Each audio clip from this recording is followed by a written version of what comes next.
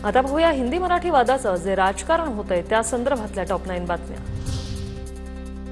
भाजप मेलाय म्हणून त्यांनी ऊर बडवायला दुसऱ्या पक्षातून ऊर बडवे घेतले तर उद्धव ठाकरेंचा फडणवीसांवर हल्लाबोल, तर आम्ही भाऊ एकत्र आल्याने भाजपचा जळफळाट होतोय अशी टीका।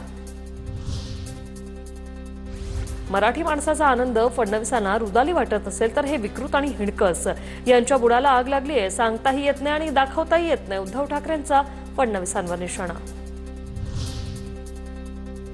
ठाकरेंच्या शिवसेनेसोबतच्या युतीबाबत कोणतेही वक्तव्य करू नका, राज ठाकरेंचे सर्व पदाधिकाऱ्यांना आदेश। युतीवर बोलण्याआधी मला विचारा, राज ठाकरेंच्या सूचना।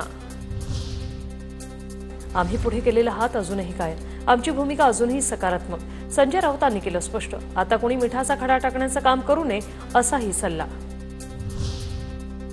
भाजप दररोज महाराष्ट्राबद्दल खोलवर रुजलेला द्वेष दाखवतोय। आदित्य ठाकरेंचा ट्विट करत भाजपवर निशाणा। हार आणि बीएमसी निवडणुकांसाठी भाजपचे हे फोडा आणि राज्य सरकारचं नाटक आहे असंही केलं वक्तव्य।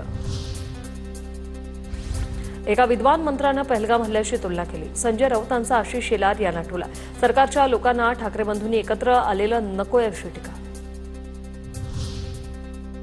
बिहार निवडणुकीसाठी भाजपच्या कुरापती भोजपुरी अभिनेत्यानं महाराष्ट्रातील नेत्यांना चॅलेंज केल्यावर रोहित पवारांचा आरोप।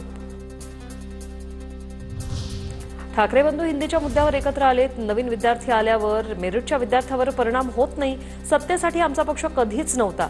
राज आणि उद्धव ठाकरेंच्या एकत्र येण्यावर सुधीर मुनगंटीवार यांची प्रतिक्रिया। सर्व भारतीय भाषा राष्ट्रीय भाषा आहेत, भाषावादावर आरएसएसचं मोठं विधान, राज्यात आपल्या स्थानिक भाषेत शिकणं हवं, आरएसएसचे अखिल भारतीय प्रचार प्रमुख सुनील आंबेकरांचं वक्तव्य।